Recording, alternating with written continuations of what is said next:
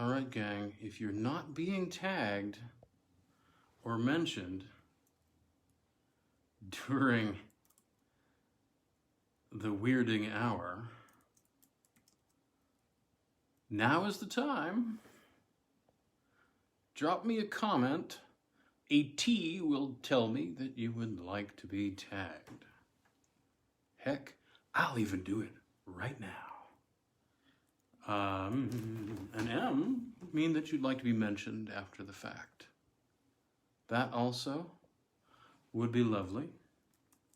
Keep in mind, too, that we have in the mornings a bit of peculiar, lesser-known 19th century fairy lore, usually also ranging as hard as I can summon it toward the weird. At the moment, we're going through George MacDonald's 1883 tale in the mornings, a novel, in truth, called The Princess and Curdie from 1883. All right. Not seeing any comments just now for tags, but we have a fine little gang here. Good evening and welcome to your evening fix of weird, to my evening fix of weird. We've been reading The Three Impostors, or The Transmutations by Welshman Arthur Machen. Some would say Machen. I worked real hard to get that right early on, and I've been saying Machen, and now everything I see says it's Machen. I'm okay, you're okay. So, yeah. We were hearing a little tale. This is made up of a number of shorter tales, and I think we will sidestep into something else tomorrow night, but let's complete the tale being told of a misadventure in the West. I knew that the two men had been talking about me, and I knew that some terrible death was in store for me. That night I could not sleep. I tossed on the rough bed and tortured myself to find out the meaning of it all. At last, in the very dead of night, I rose from the bed and put on my clothes and went out. I did not care where I went, but I felt that I must walk till I had tired myself out.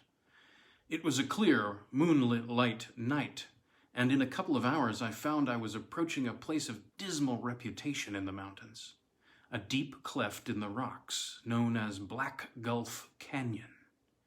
Many years before, an unfortunate party of Englishmen and Englishwomen had camped here and had been surrounded by Indians.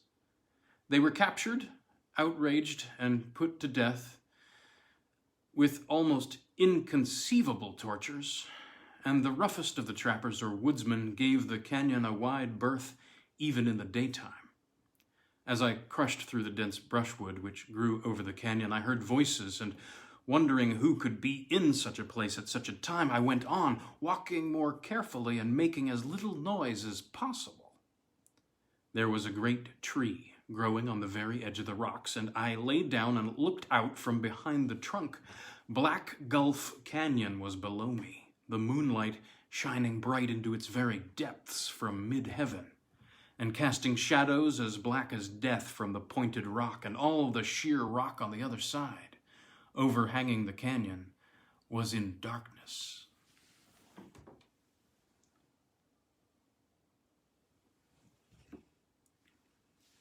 At intervals, a light veil obscured the moonlight, as a filmy cloud fleeted across the moon, and a bitter wind blew shrill across the gulf. I looked down, as I have said, and saw 20 men standing in a semicircle round a rock. I counted them one by one and knew most of them. They were the very vilest of the vile, more vile than any den in London could show, and there was murder and worse than murder on the heads of not a few. Facing them and me stood Mr. Smith with the rock before him, and on the rock was a great pair of scales, such as are used in the stores. I heard his voice ringing down the canyon as I lay beside the tree, and my heart turned cold as I heard it. "Life for gold," he cried. "A life for gold." the blood and the life of an enemy for every pound of gold." A man stepped out and raised one hand, and with the other flung a bright lump of something into the pan of the scales, which clanged down, and Smith muttered something in his ear. Then he cried again, "Blood for gold, for a pound of gold, the life of an enemy. For every pound of gold upon the scales, a life." One by one, the men came forward, each lifting up his right hand. And the gold was weighed in the scales, and each time Smith leaned forward and spoke to each man in his ear. Then he cried again, "Desire and lust for gold on the scales, for every pound of gold, enjoyment of desire." I saw the same thing happen as before, the uplifted hand, and the metal weighed, and the mouth whispering, and black passion on every face. Then, one by one, I saw the men again step up to Smith. A muttered conversation seemed to take place. I could see that Smith was explaining and directing, and I noticed that he gesticulated a little as one who points out the way, and once or twice he moved his hands quickly as if he would show that the path was clear and could not be missed. I kept my eyes so intently on his figure that I noted little else, and at last it was with a start that I realized that the canyon was empty. A moment before, I thought I had seen the group of villainous faces and the two standing a little apart by the rock.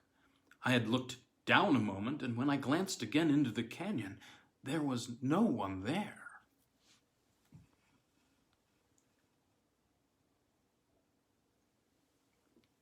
In dumb terror, I made my way home, and I fell asleep in an instant from exhaustion. No doubt I should have slept on for many hours, but when I woke up, the sun was only rising, and the light shone in on my bed. I had started up from sleep with the sensation of having received a violent shock, and as I looked in confusion about me, I saw to my amazement that there were 3 men in the room. One of them had his hand on my shoulder and spoke to me. "Come, mister, wake up. Your time's up now, I reckon, and the boys are waiting for you outside, and they're in a big hurry. Come on, you can put on your clothes. It's kind of chilly this morning." I saw the other 2 men smiling sourly at each other, but I understood nothing. I simply pulled on my clothes and said I was ready. "All right, come on then. You go first, Nicholson, and Jim and I will give the gentleman an arm." They took me out into the sunlight, and then I understood the meaning of a dull murmur that had vaguely perplexed me while I was dressing. There were about 200 men waiting outside, and some women too, and when they saw me, there was a low, muttering growl. I did not know what I had done, but that noise made my heart beat and the sweat come out on my face. I saw confusedly, as through a veil, the tumult and tossing of the crowd. Discordant voices were speaking, and amongst all those faces there was not one glance of mercy, but a fury of lust that I did not understand.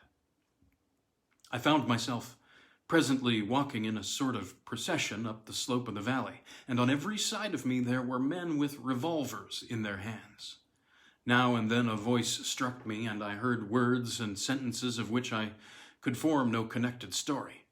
But I understood that there was one sentence of execration. I heard scraps of stories that seemed strange and improbable. Someone was talking of men lured by cunning devices from their homes and murdered with hideous tortures, found writhing like wounded snakes in dark and lonely places, only crying for someone to stab them to the heart and so end their torments. And I heard another voice, speaking of innocent girls who had vanished for a day or two and then had come back and died, blushing red with shame even in the agonies of death. I wondered what it all meant, and what was to happen. But I was so weary that I walked on in a dream, scarcely longing for anything but sleep.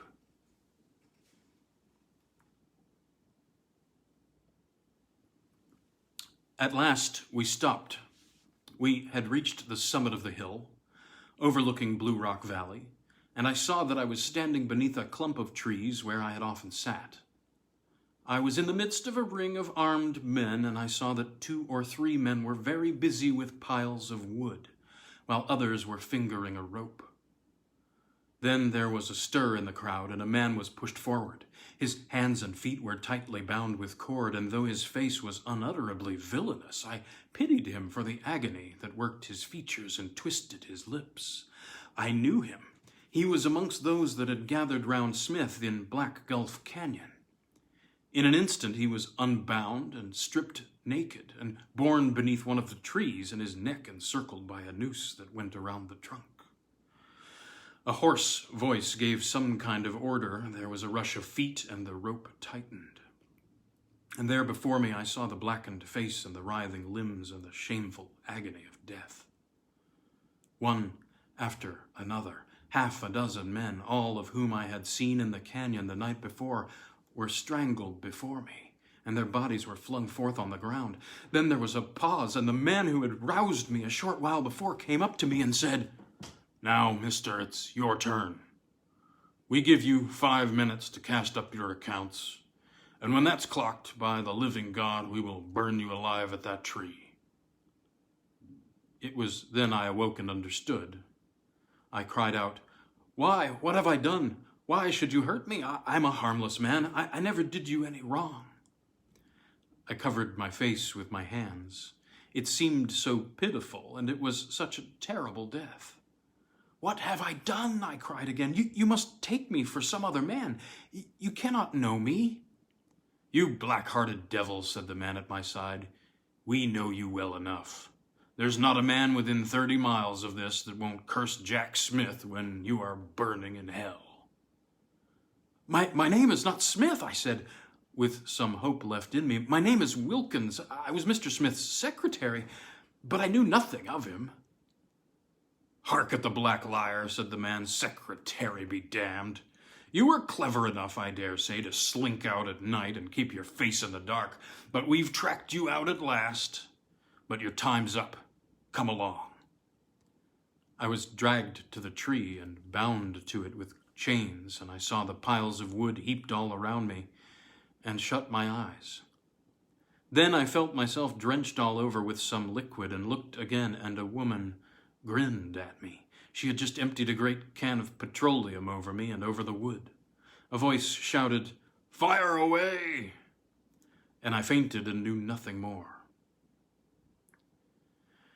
When I opened my eyes, I was lying on a bed in a bare, comfortless room. A doctor was holding some strong salts to my nostrils, and a gentleman standing by the bed, whom I afterwards found to be the sheriff, addressed me. "Say, mister," he began, "you've had an uncommon narrow squeak for it. The boys were just about lighting up when I came along with the posse. And I had as much as I could do to bring you off, I can tell you. And mind you, I don't blame them. They had made up their minds, you see, that you were the head of the Black Gulf gang. And at first nothing I could say would persuade them you weren't Jack Smith. Luckily, a man from here named Evans that came along with us allowed he had seen you with Jack Smith and that you were yourself. So we brought you along and jailed you, but you can go if you like when you're through with this faint turn." I got on the cars the next day, and in 3 weeks I was in London, again almost penniless. But from that time my fortune seemed to change. I made influential friends in all directions. Bank directors courted my company, and editors positively flung themselves into my arms. I had only to choose my career, and after a while I determined that I was meant by nature for a life of comparative leisure. With an ease that seemed almost ridiculous, I obtained a well-paid position in connection with a profitable political club. I have charmed chambers at a central neighborhood close to the parks. The club chef exerts himself when I lunch or dine, and the rarest vintages in the cellar are always at my disposal.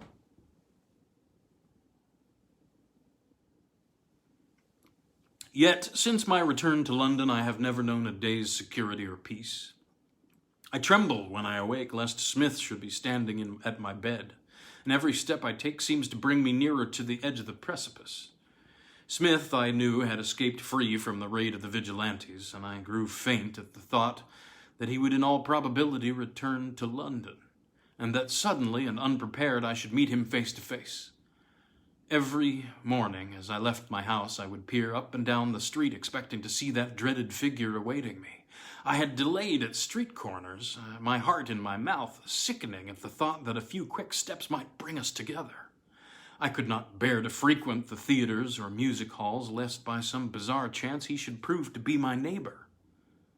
Sometimes I have been forced, against my will, to walk out at night, and then in silent squares the shadows have made me shudder. And in the medley of meetings in the crowded thoroughfares, I have said to myself, it must come sooner or later. He will surely return to town, and I shall see him when I feel most secure. I scanned the newspapers for hint or intimation of approaching danger, and no small type nor report of trivial interest was allowed to pass unread. Especially, I read and reread the advertisement columns, but without result.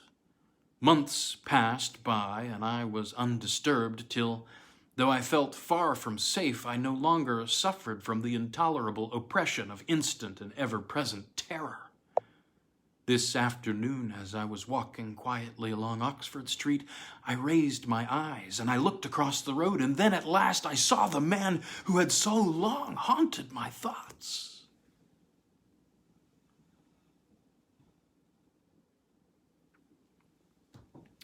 Mr. Wilkins finished his wine and leaned back in his chair, looking sadly at Dyson, and then, as if a thought struck him, fished out of an inner pocket a leather letter case and handed a newspaper cutting across the table. Dyson glanced closely at the slip and saw that it had been extracted from the columns of an evening paper. It ran as follows: "Wholesale lynching. Shocking story.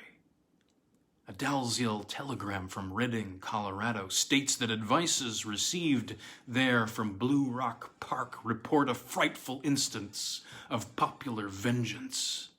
For some time, the neighborhood has been terrorized by the crimes of a gang of desperados who, under the cover of a carefully planned organization, have perpetrated the most infamous cruelties on men and women.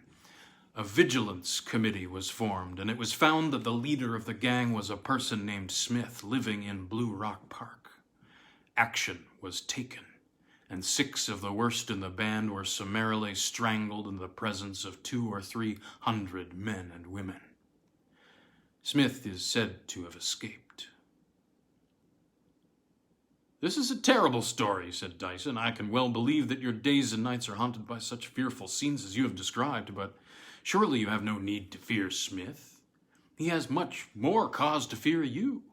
Consider, you have only to lay your information before the police, and a warrant would be immediately issued for his arrest. Besides, you will, I am sure, excuse me for what I am going to say." "My dear sir," said Wilkins, "I hope you will speak to me with perfect freedom." "My dear sir," said Mr. Wilkins, "I hope you will speak to me." Yes.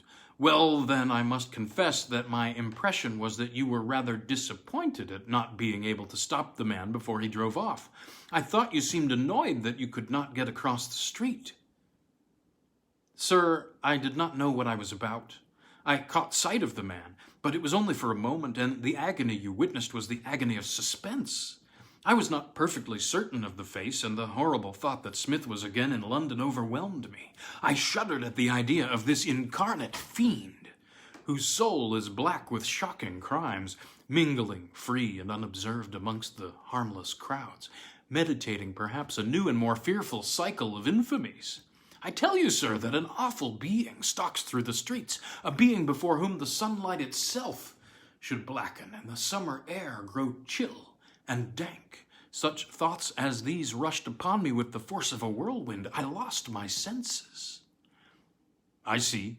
I partly understand your feelings. But I would impress on you that you have nothing really to fear.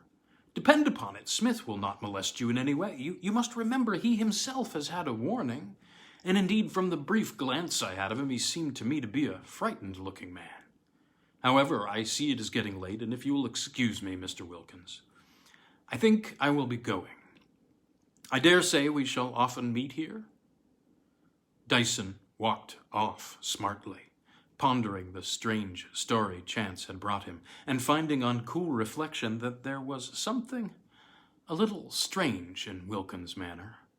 for which not even so weird a catalogue of experiences could altogether account.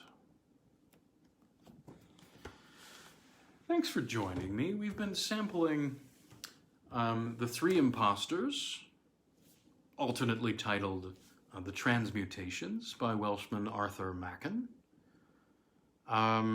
Thanks for joining me for our evening slice of weird.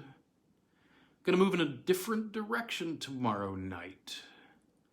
Possibly a bit of M.R. James. Hope you are well. Hope you will join me. And please, drop a T if you'd like to be tagged, an M if you'd like to be mentioned. Like to be able to notify folks when these are happening. But generally speaking, 10 p.m. Eastern Standard Time, depending on a number of factors. Be well, be weird.